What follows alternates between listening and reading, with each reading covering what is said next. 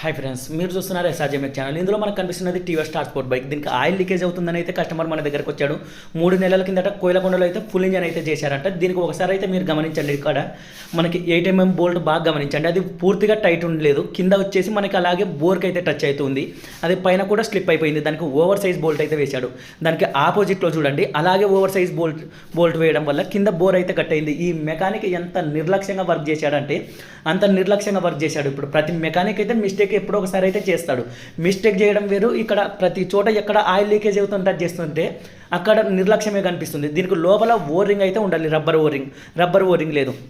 అలాగే మీకు timing tension కూడా చూపిస్తుంది. దానికి చిన్న పిల్లోడు కూడా 3 నెలలు వర్క్ చేశాడంటే అతనికి కూడా తెలుస్తుంది ప్యాకింగ్ లేకపోతే ఆయిల్ లీకేజ్ అవుతుందని.